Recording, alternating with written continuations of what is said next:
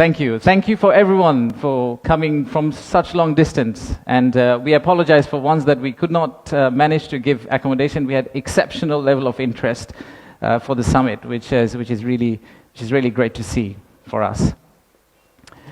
My first slide is thank you slide. That's not the last slide. We just wanted to thank all of you for kindly coming and joining the summit. So the purpose of the summit is today, sitting in this forum, we would like to say that we are open for business, and we're really committed to win business from all of you. And to do that, we have already thrown Lutfi Siddiqui at you, not literally, but verbally. We'll also throw a Nobel Prize winner at you. We'll do anything to make sure that we win business from you. But first, I would like to take you to future. Let's think about a movie, Back to the Future. Let's go into that set and imagine that we are in 2035. In 2035, how would Bangladesh look like? You'll all be here again. My successor is going to be here presenting. That will be the 10th investment conference for us. And in that conference, we will not be talking about a rising economy, but we'll be talking about a regional manufacturing powerhouse. A country that's connecting east to the west, a bridge that connects Himalayas to Bay of Bengal, a manufacturing hub that is infested by global investors and local investors who are now exporting to the rest of the world. That vision, that imagination is what's driving us today. But it all started actually about 8 months ago. So from the future, let's go back in time to August 5th, 2024. It's a personal story for almost all of us. Unfortunately, I was in Singapore in an investment banking trading room, but my family was here. My wife was on summer holidays. My brother, who came from Cambridge for summer holidays as well, they were all out on the street, part of the protest. So at around noon Singapore time, I asked them, what's going on? What's happening in Dhaka? So what they did was they were part of a crowd. They looked forward, they took a selfie. Sorry, not a selfie, a photo what's ahead of them, and they turned back and took another photo of what's behind them. So this first photo was what was ahead of them. And this one was what was behind them. So we need to digest exactly what happened at that time. The young population, the entire youth, was out on the street, demanding transparency, demanding opportunity, demanding democracy, demanding freedom of speech. And that's what has brought us here today.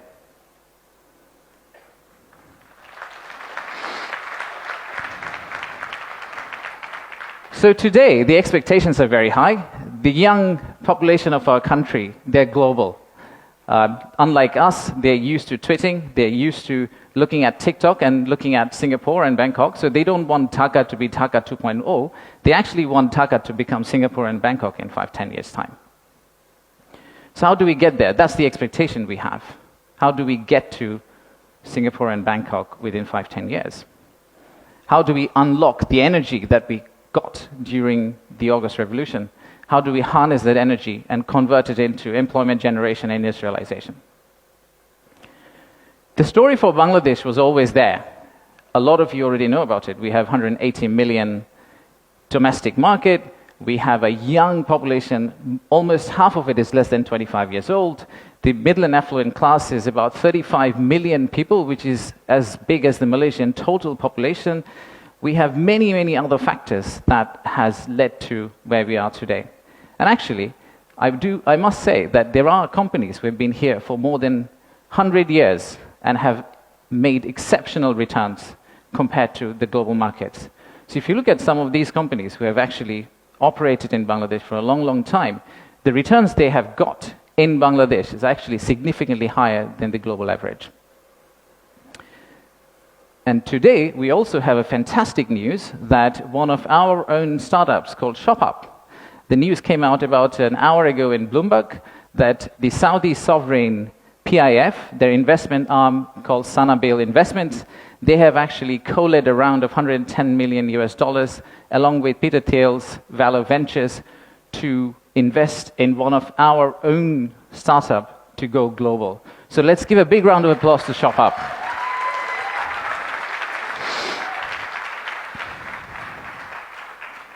So that's today. That's today. So what's tomorrow? How do we go from here to the vision we have for 2035? So this $180 million story, or 180 million people story, is not enough. I think we need to redefine market. We believe the market is actually much larger. When we talk about market, we should be talking about a much larger regional market which you could potentially serve out of Bangladesh. You set up your factory here, you export out to all these markets.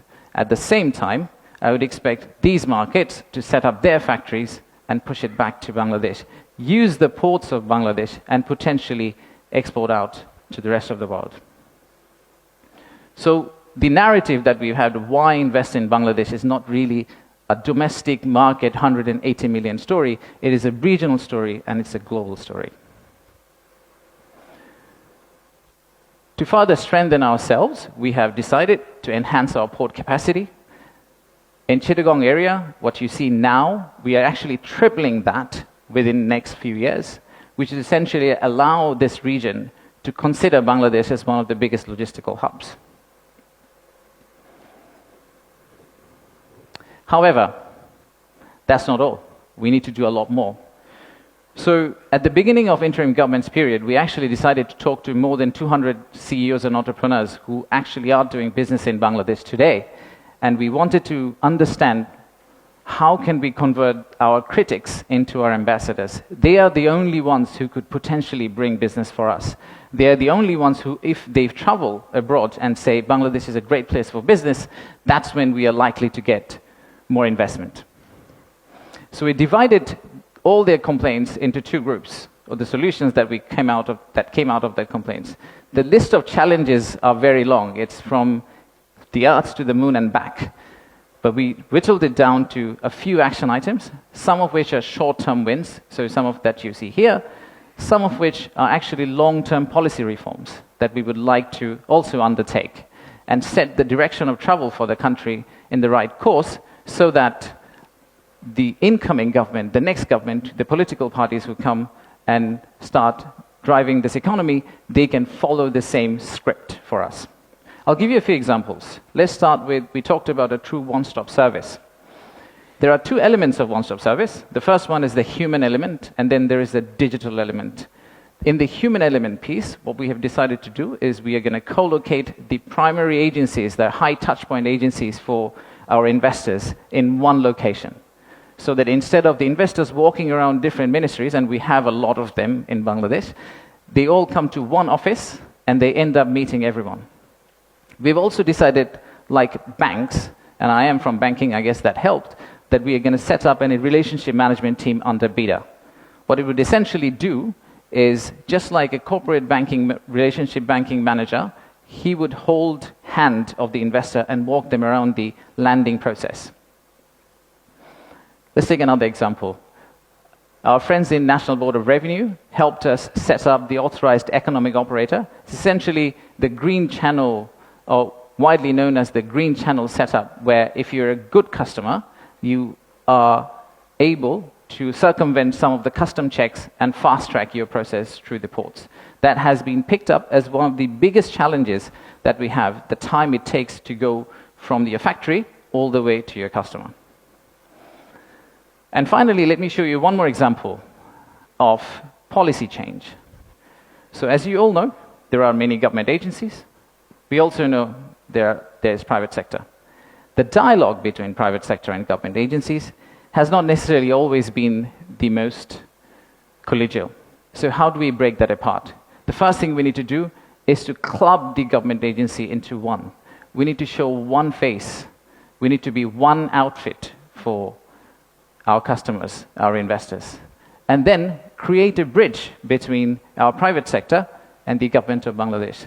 So what we are planning to do is to set up a private sector advisory council that will actually counsel the head of state directly on a regular basis, essentially voicing the changes that they would want to drive the economy forward.